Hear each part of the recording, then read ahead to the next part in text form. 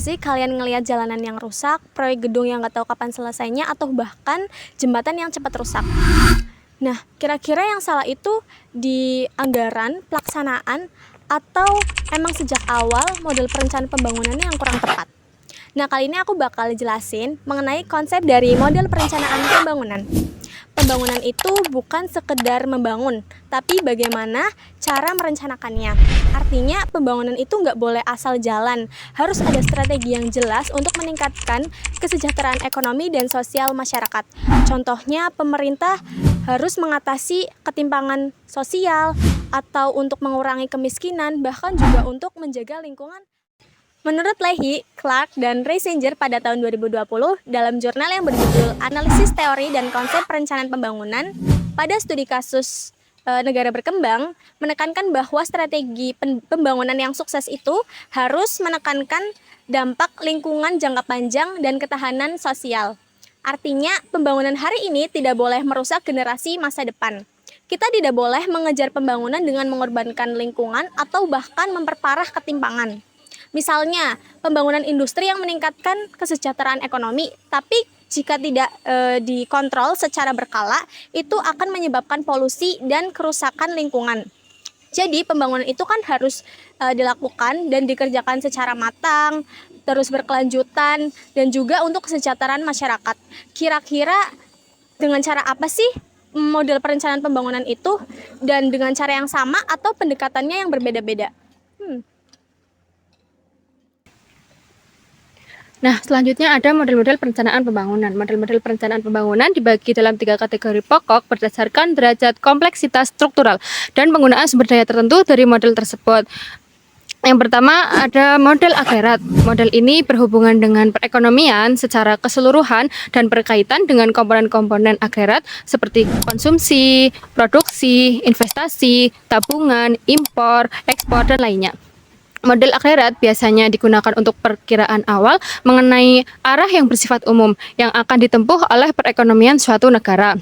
Oleh karenanya, perencanaan ini jarang sekali digunakan sebagai perencanaan pembangunan yang operasional. Yang kedua ada model sektoral yang terbagi dalam 2 pendekatan. Pendekatan pertama membagi perekonomian dalam 2 sektor utama atau lebih, seperti sektor pertanian dan sektor non-pertanian, sektor industri, sektor investasi, dan lain-lain.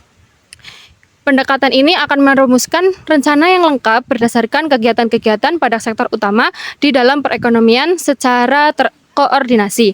Oleh karenanya, pendekatan ini sering disebut dengan model perencanaan sektor utama yang lengkap. Yang kedua, pendekatan yang kedua yaitu fokus pada bidang-bidang tertentu saja, misalnya pada bidang konsumsi, bukan pada perekonomian nasional secara keseluruhan. Sehingga pada pendekatan ini akan menganalisis kemungkinan adanya pertumbuhan pada sektor tertentu atau individual.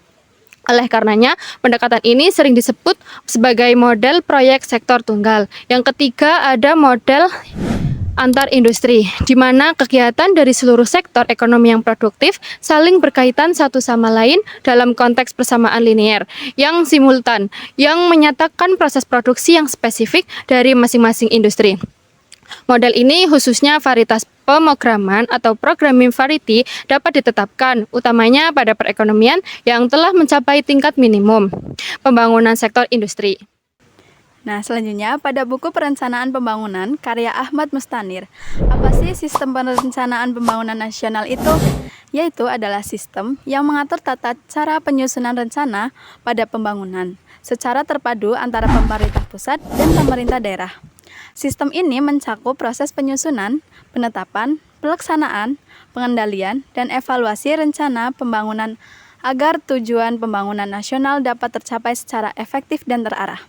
Nah, selanjutnya perencanaan pembangunan itu terdiri dari 3 jenis. Yang pertama itu dari jangka panjang selama 20 tahun, yang kedua itu dari jangka menengah selama 5 tahun yang merupakan penjabaran dari rencana jangka panjang dan memuat sasaran serta target pembangunan yang lebih jelas dan terukur.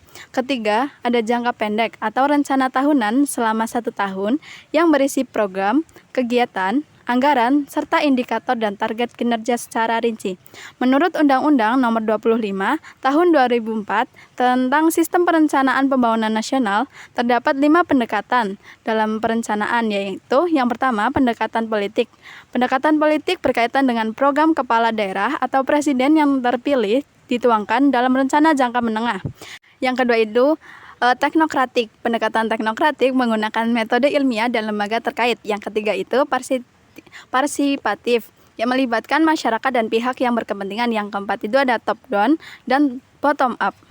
Pendekatan top bottom atau bottom up diselaraskan melalui forum musyawarah perencanaan pembangunan di setiap tingkat pemerintahan. Selanjutnya ada prinsip-prinsip model perencanaan pembangunan. Yang pertama, pembangunan itu harus sesuai kebutuhan masyarakat. Jadi program atau kegiatan yang dilakukan itu nggak boleh asal dibuat, tapi harus benar-benar memenuhi kebutuhan dasar masyarakat seperti ekonomi, pendidikan, kesehatan, dan kesejahteraan sosial. Yang kedua, pembangunan perlu perencanaan yang seimbang. Jadi pembangunan itu tidak cukup hanya fokus pada satu bidang saja. Harus ada beberapa tujuan yang berjalan bersama agar hasilnya itu merata. Kemudian yang ketiga, perubahan sikap masyarakat itu penting sejak awal. Maksudnya keberhasilan pembangunan bukan cuma soal fasilitas, tapi juga perubahan pola pikir masyarakat supaya mau berkembang, bekerja sama, dan berpartisipasi. Kemudian yang selanjutnya, partisipasi masyarakat harus ditingkatkan. Masyarakat itu perlu ikut terlibat aktif, bukan hanya menjadi penerima program, seperti pemerintah lokal yang perlu diperkuat agar administrasi dan pengelola daerah menjadi lebih efektif. Kemudian yang kelima, perlu pelatihan pemimpin lokal, tokoh atau pemimpin di tingkat masyarakat itu perlu dibina dan dilatih supaya mampu mengelola pembangunan di daerahnya sendiri. Selanjutnya ada konsep dasar perencanaan community development. Community development atau pengembangan masyarakat adalah proses di mana anggota komunitas berkumpul untuk mengambil tindakan kolektif dan menghasilkan solusi atas permasalahan bersama dengan tujuan utama pemberdayaan, development, keadilan sosial, dan penciptaan komunitas yang lebih kuat dan terhubung.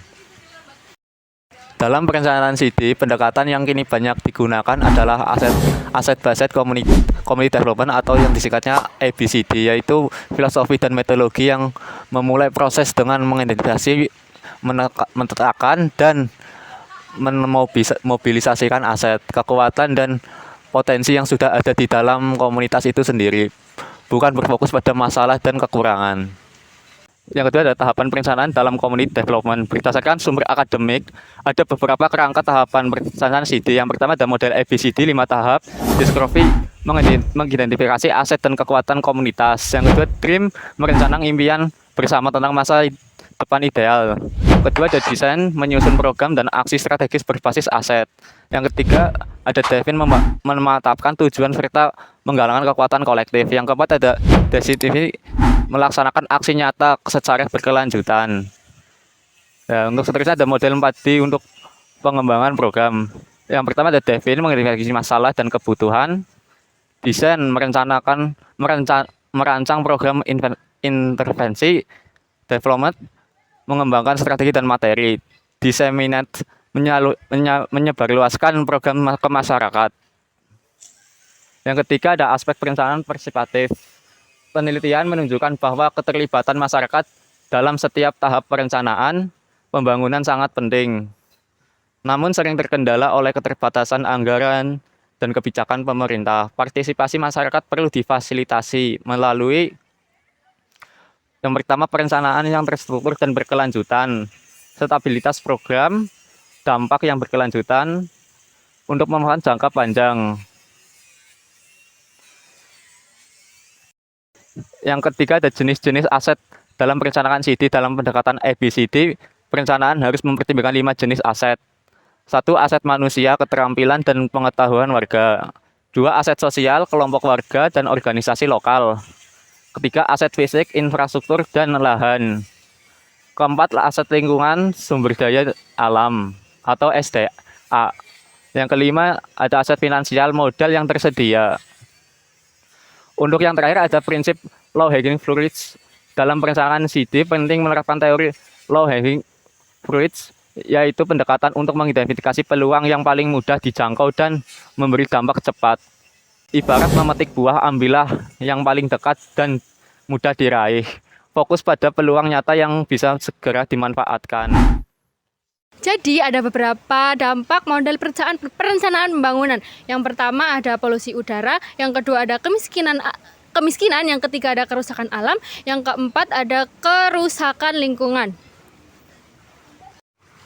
Dari awal hingga akhir video tadi sudah dijelaskan mengenai konsep, model, sistem, aspek, prinsip, hingga dampak model perencanaan pembangunan.